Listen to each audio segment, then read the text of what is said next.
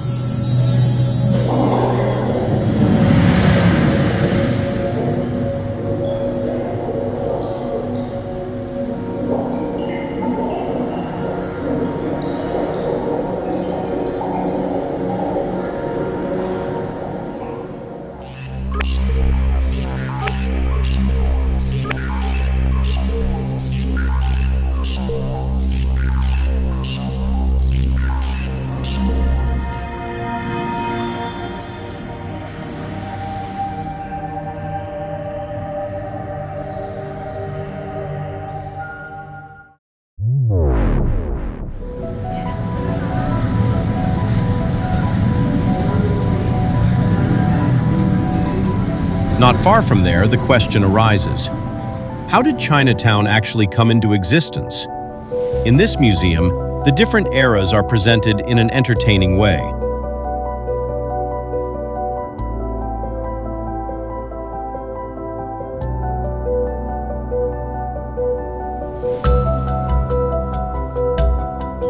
The exhibits from the Golden Age and the New Look era are especially impressive.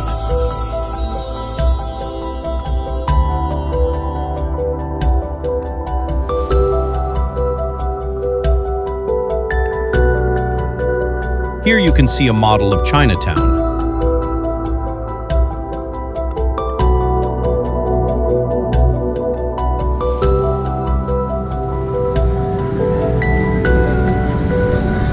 Of course, the look has changed over time, and for every visitor to Bangkok, Chinatown is an absolute must.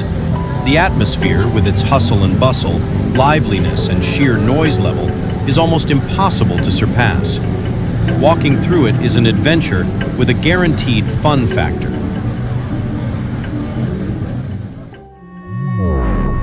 I noticed that karaoke is sung very often in Chinatown, and without even planning it, I suddenly found myself right in the middle of it.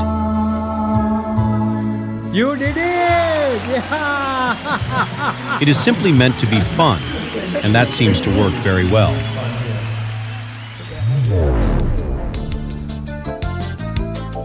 Very close by is the Buddha temple Mahasuwana Patimakorn. It is not only a magnet for Thai people, but also for visitors from all over the world.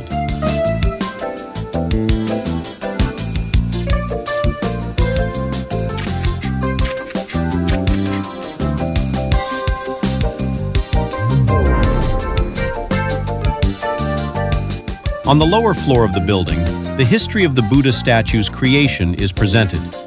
Fortunately, the rooms are air-conditioned, and I can comfortably watch the various work processes.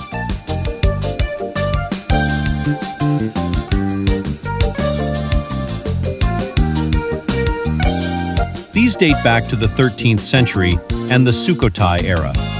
Please read for yourselves. It can become very fascinating once you start exploring it. We will hear and see more about the Sukhothai era later on. And once again, many thanks to the museum curator for the many interesting pieces of information and the pleasant conversation.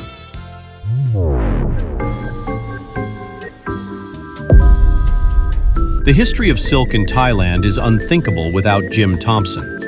Jim Thompson, an American who recognized the special quality of Thai silk after World War II, marketed it worldwide. especially in the USA and Europe. He also collected traditional Thai art and historic houses. This residence is considered one of the most beautiful and is now under heritage protection. Particularly mysterious is his disappearance without a trace in 1967 during a walk in the jungles of Malaysia.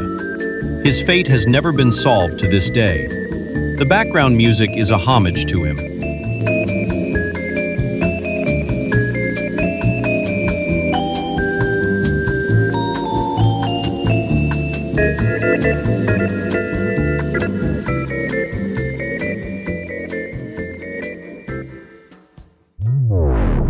Focusing on art is not difficult in Charoen Krung 30. This area is one of Bangkok's most exciting art districts. Here you can experience the open street art scene with its large murals and graffiti. The old warehouses nearby and the small alleyways create a very special atmosphere.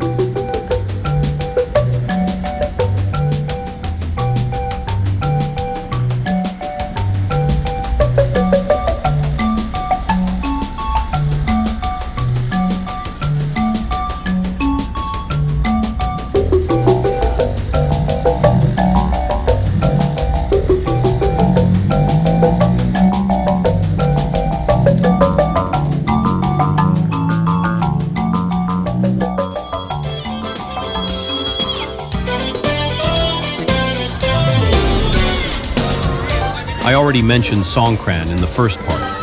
Songkran is the traditional Thai New Year festival and is celebrated every year in mid-April. Many people honor their families and connect the celebration with Buddhist traditions. The festival is especially famous for the huge water fights in the streets, where the water symbolizes cleansing and a fresh start. Here, the celebration takes place right in front of the Icon Siam shopping mall. This colorful waterfall inside Icon Siam actually has nothing to do with Songkran, but I must admit that it fascinates me every single time. Finally, allow me a few selfies and the last photo as a connection to part 3.